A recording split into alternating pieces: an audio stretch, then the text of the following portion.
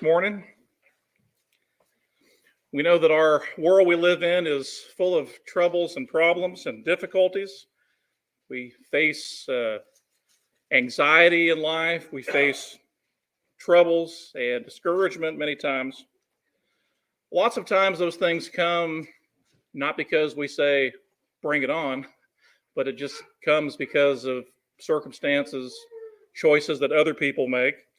Sometimes, of course, it happens because of our own decisions, bad decisions we make, problems that come because of the choices that we have pursued. And of course, we, in essence, ask for it in some ways. That is the consequence of having free will and having the ability to make our own decisions. Proverbs 14 and verse 12. So there's a way that seems right to a man, but the end is the way of death. And so when left to ourselves, it's problematic, isn't it? Because we can cause ourselves some difficulties. In that sort of way, we are like Lot, as we're going to be studying about. A lot of problems came on him because of his choices, his decisions. And so we're going to talk about that in our study this morning. In thinking about Lot and his choices, there's of course a lot of background to some of this. You think about in Genesis chapter 13, we know that Lot is the nephew of Abraham, and we know that they are both very wealthy. They've got large flocks, and even though that's not how we think about wealth, that was the way that they certainly thought about wealth. And in fact, we're told that they had so much that the land cannot sustain them. And that's kind of hard to picture in your mind, having that much livestock, but that's of course the way that it is. And so they were going to have to make some hard choices about what the future was going to be and how they were going to have to part ways. There is strife that's between their herdsmen, and it seems to indicate it's because of these very things, the difficulty that they are having in feeding their livestock, and so that causes problems between the herdsmen. And so this is a point where they're going to have to separate. They're going to have to go different ways. And as Abram makes mention here, we don't want there to be any strife. We are our brothers. We are relatives. And the whole land is before you, verse 9. Please separate from me. If to the left, then I will go to the right. Or if to the right, then I will go to the left. And so they're gonna part ways. They're gonna go their separate ways. And so Lot is thinking about this choice. He's thinking about this decision that he has to make on where he's going to go. And as you look at the text here, it's pretty amazing what he looks out and sees. And if you look at verses 10 and 11, he lifts up his eyes. He sees all the valley of the Jordan. It's well watered everywhere. It's like the garden of the Lord, like the land of Egypt as you go towards Zoar. And so, wow, it's beautiful out there. There's a lot of good grazing land, a lot of good areas for the livestock. And so, as we look at verse 11, it says Lot chose for himself all the valley of the Jordan. Lot journeyed eastward. They separated. And so he makes that choice. He goes to this area that looks like the Garden of Eden. You ever try to picture the Garden of Eden? Whatever you come up with, it's beautiful. It looks really good. And that's amazing to even think about. But it must have just really been something. But he makes that decision to go that direction. Seems like a right decision, doesn't it? It seems like a decision that he's making the right choice, that you can understand why he would go that way. It makes sense that he wants what's best for his flocks, and so he makes that decision. But, as we know, as we think about here, was it the best choice? Was it the way he should have gone?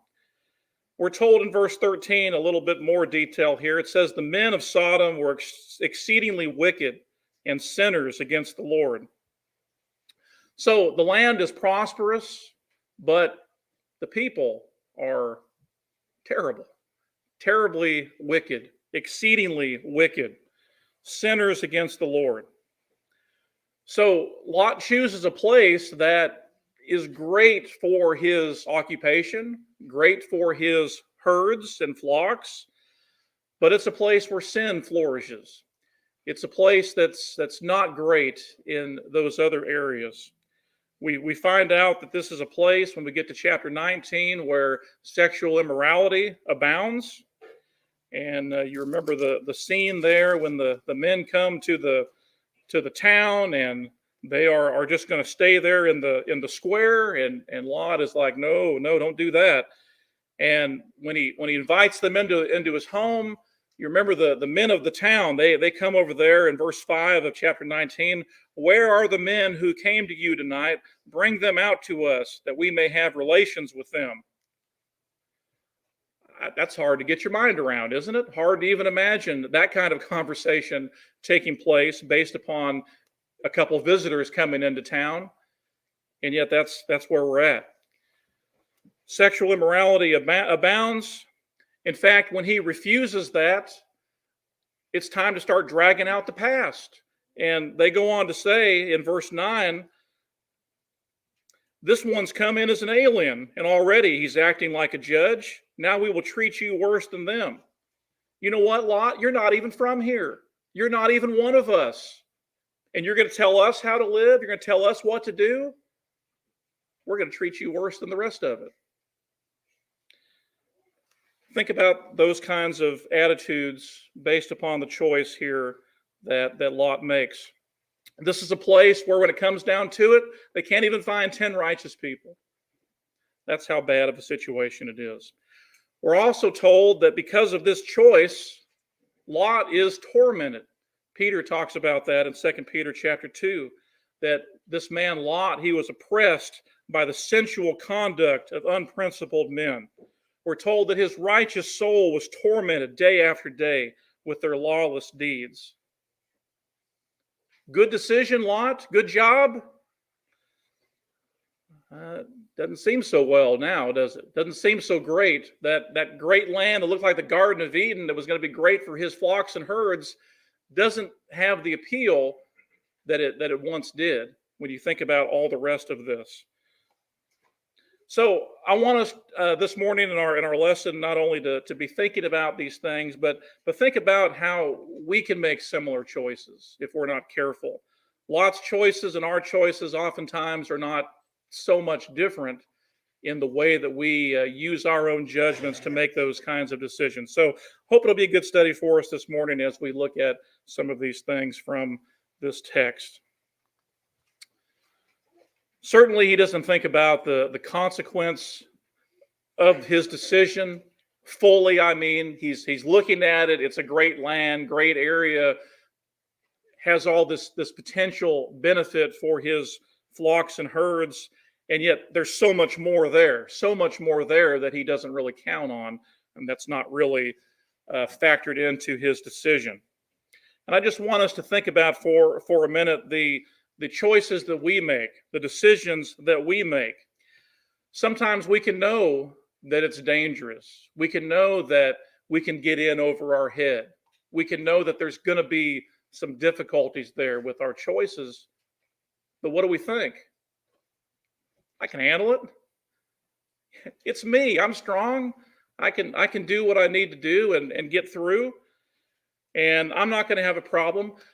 Lots of other people have struggled with this or that, but it's not going to be me. I'm better than that. I'm not going to make those wrong decisions. That's easy to do, isn't it? Easy to do, to think that we are better than other people, or to think that sin isn't going to affect us like it has other individuals. Remember the conversation that Paul has in 1 Corinthians chapter 10, talking about the nation of Israel, how good they had it, how they were all on the same page in so many ways spiritually, what they had come out of with Egypt, and how God was with them, and the things that they were doing. They had a lot of good things going for them, and yet what was the problem? Well, there was immorality, there was idolatry, there was a lot of grumbling and complaining, And we're told that with most of them, God was not well pleased. That's how bad it was. And that's right before he goes on to say to them, let him who thinks he stands take heed lest he fall. Why would he say that? Because they thought they had it figured out. They thought they were going to be fine. They were God's people. He was there. They wouldn't have any trouble. Didn't really work out that way, though, did it? Because of all of these other things. We often can get ourselves in trouble in regards to that as well. Proverbs 6 and verse 27, can a man take fire to his bosom and his clothes not be burned? It's going to affect somebody else, but it's not going to affect you. I mean, maybe, but maybe not. How many people have got themselves into trouble by thinking about that way? How many people have thought, well, one drink's not going to hurt me. It's not going to be a problem. I'll be able to resist. I'll be able to come through that.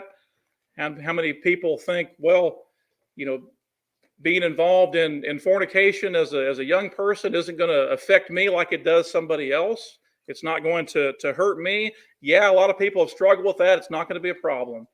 I can put myself in whatever situation and it's going to be okay. A lot of people have thought it couldn't happen to them. And make a list. I mean, there's a lot of ways you can go with that. With every kind of addiction, every kind of bad thing that happens, people and choices and consequences. Again, sometimes consequences are somebody else's actions that, we're kind of collateral damage. But lots of times it's because of the decisions and choices that we make. So thinking about Lot, there's a whole lot more to this picture than just, boy, the ground looks great. My flocks are really going to appreciate that. There's a lot more that should have come into that choice, and there's a lot of consequences that come because of what ultimately he does. We don't need to think that we can dance all around sin and it never affect us and never touch us. We don't need to think that the world is not going to have an effect on us. So certainly something for us to think about in regards to Lot and his choices. His decision is certainly short-term oriented, nearsighted, looking more towards the immediate rewards. And that's certainly something that we see in this as he's looking at it and sees the benefit on the surface, but not some of these other things. People of faith in the scriptures, they were people of vision, right? In Hebrews chapter 11, how many of those people had the fullness of everything in mind as to what was going to take place?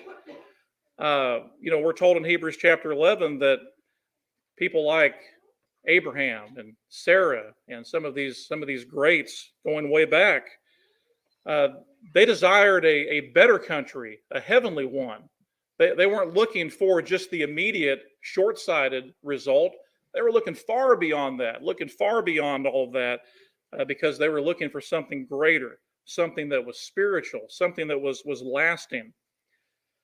That's not so different than how we are to be as Christians, right? We are to be people with a vision for the future, and not people that are just thinking about the immediate or thinking about what's going to be best to do right in the here and now. We're thinking about beyond just this life on earth. We're thinking about eternity and where we're ultimately going to end up.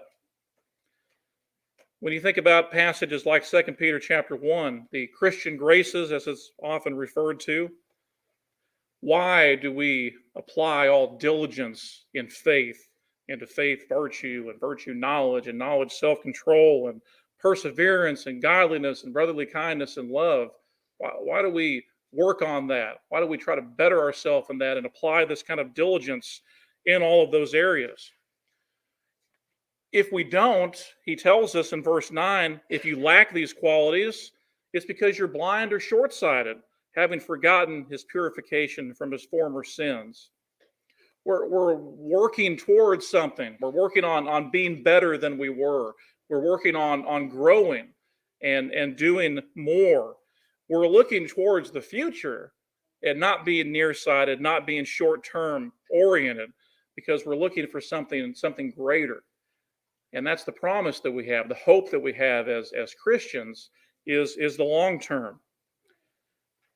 And that's encouraging for us to be able to think about, because whatever problems we have, whatever things that we're facing, difficulties and all of that, we know there's something greater. There's something greater than this life. There's something much more important that we're going towards.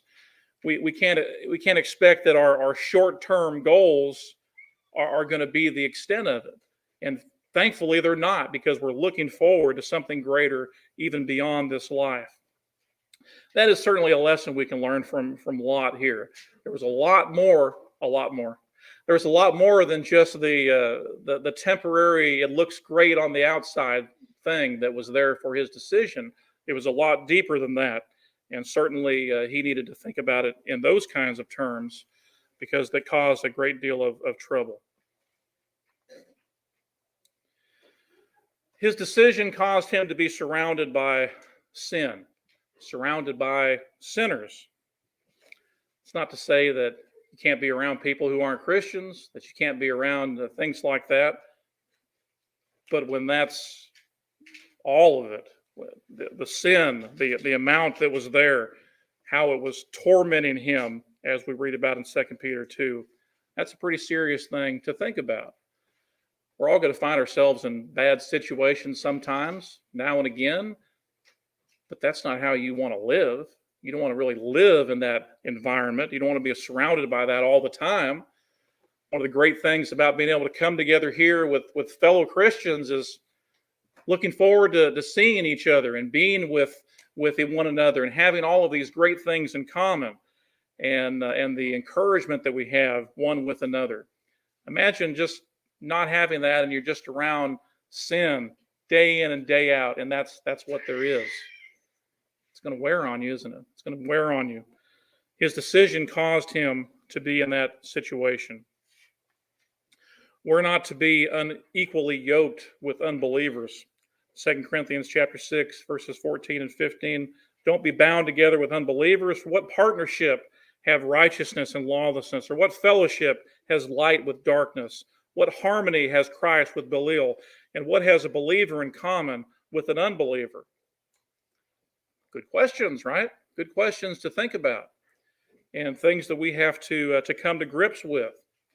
The nature of ourselves, what we believe, what we stand for, versus the world, what we're up against, what's out there and all around us in so many ways. We need to make right choices that will not cause us to be surrounded with that constantly, and that be the only thing that we have. James 4 and verse 4, friendship with the world is hostility towards God. Doesn't mean you don't have friends that aren't Christians. Doesn't mean you can't be a good influence, but you got to be careful. You got to think about those decisions and choices. You got to understand the problems that can be associated with that. 1 Corinthians 15:33, pretty well-known passage. Bad company corrupts good morals. But what does he say right before that? Do not be deceived. Why would he say that? Because it's easy to be deceived, right? It's easy to think, it's not going to be me. I'm going to influence them. They're not going to influence me. Really? That doesn't quite work that way, does it? Don't be deceived. Evil companions or bad company corrupts good morals. We have to make good decisions. We have to think about those choices we make. And certainly Lot here had some choices to make here that caused some problems. He based his decision on what he wanted, not on what he needed. I need some spots for my flocks and herds. Looks great over there. That's what I'm choosing. It's what he wanted. What he needed was really a little bit more than that. He needed more than just the outward look of it being a nice area. We sometimes choose on the same basis, don't we? We sometimes just think about, well, this is what I want, though. It's not. Maybe it's not the best in some of these other ways, but it's really what I want. And we can base our choices and decisions on the wrong things. The lust of the flesh, the lust of the eyes, and the pride of life, they get us in trouble quite frequently. And just as we're told in 1 John chapter 2, these are not from the Father, they're from the world. These are not lasting, they're temporary, they are of this world. We need to think about them in those kinds of ways and not base our choices and decisions on these things that we just want, but on something that is greater. If we just base it on the things of this world, then our basis is going to be neglecting the most important thing, the spiritual aspect, the fact that we need God, we need spiritual things in our life, that should take precedent. Those are things that we need desperately, and we need to see it for that. It may not always be what we think we want. The parable of the rich landowner in Luke chapter 12. You know the story. Got all this stuff, got my barns. You know what? I'm going to tear down my barns and I'm going to build bigger barns. On the surface, it looks like, he's got a lot of stuff. He needs bigger barns. What's the problem? But of course, we find out the problem is he doesn't have God in his thought process at all. He's not thinking about the Lord's will. He's not thinking about what God desires, how he can maybe help out his neighbor, how he can do anything other than thinking of self, build bigger barns. What's in it for me? I'm going to do these things. This is what I want. Totally forgot about and neglected what he really needed. So is the man who lays up treasure for himself and is not rich towards God. What he needed was God, not so much bigger barns, but he chose based upon the other. Lot made the same kind of choice, not really on what he needed, but on what he wanted.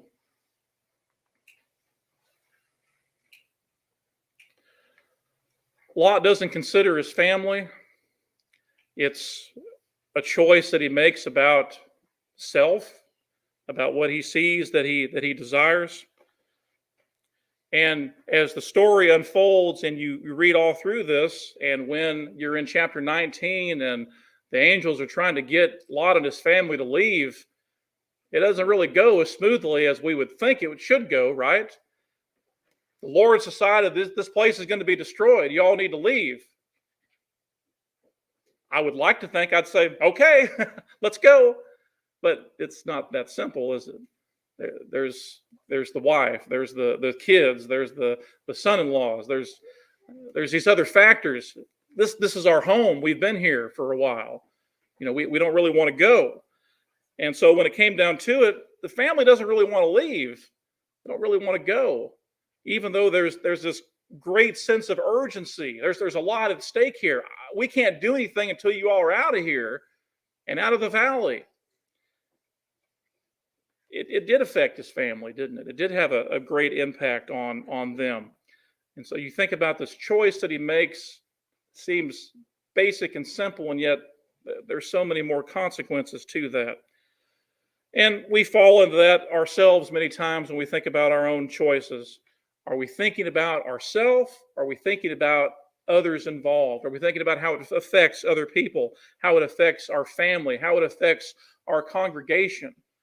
The choices that we make, we often think it's just me. I can make a bad decision. It's just me.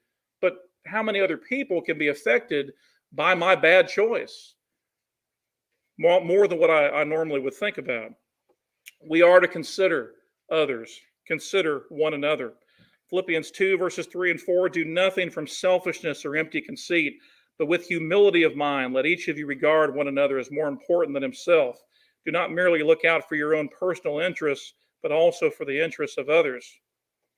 Well, that's hard, isn't it? It's hard not to just look out for your own interests, look out for others. Not just that, regard one another as more important than yourself. Doesn't seem to make a lot of sense, does it? I mean, don't you know that the things that I think are more important than what you think? That's how we view things oftentimes, isn't it? And yet, we don't need to think about it in that way. We need to think about others and how it affects them. Romans 12, verses 9 through 13, let love be without hypocrisy. Abhor what is evil, cling to what is good, be devoted to one another in brotherly love. Give preference to one another in honor.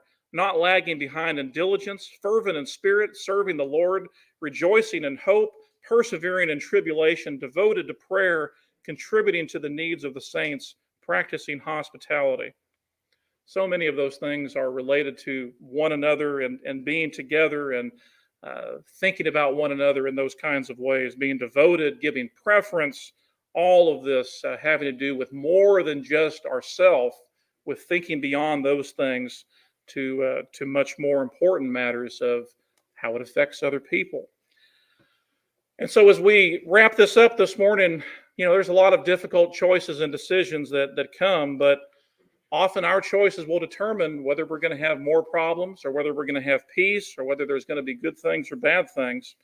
And so we need to be thinking about that on a bigger scale with the decisions that we make. Is the choices that I make, is it according to what God says? Am I really striving to do all in word or deed in the name of the Lord? Am I striving to glorify God with the decisions that I make? Am I striving to look at self, or am I looking beyond that to something greater?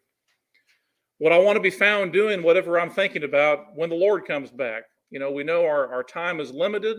We know that the Lord can come back at any time. Is that something I want to be found doing when he does return? If we learn anything from Matthew 24 and 25, other than the destruction of Jerusalem, we learn a lot about, boy, you got to be ready. You got to be prepared. You don't know the day or the hour. You don't know when the Lord's going to come back. And so are we prepared? Are we living with that in mind, living in a way that is bringing glory and honor to God, and that it's something that we can be thinking of positively because the Lord would approve? Those are some good concerns to have. So as we leave this morning, as we think about our own life, understand the significance of the decisions we make. It's going to affect a lot more than just me. It's going to affect other people. If your life is not right with the Lord, think about that relationship. If you're not a Christian, it starts by becoming one, becoming a child of God, considering how desperately we need Jesus Christ, as we talked about in our Bible class this morning. We all need Jesus, whether we're the greatest sinner or the best person that we think we can be. If we have any sin at all, we need Jesus desperately. If we can help you this morning in any way, we'd like to do that. If you are a Christian but have not been living the right kind of life, you have the opportunity this morning to change that, to get back on the right track and get forgiveness from the Lord. Have your brethren there to support you and to help you in whatever way that you need. If we can assist you this morning, please let me know by coming forward. You've got to be stand and sing. Bring Christ your broken life, so marred by sin.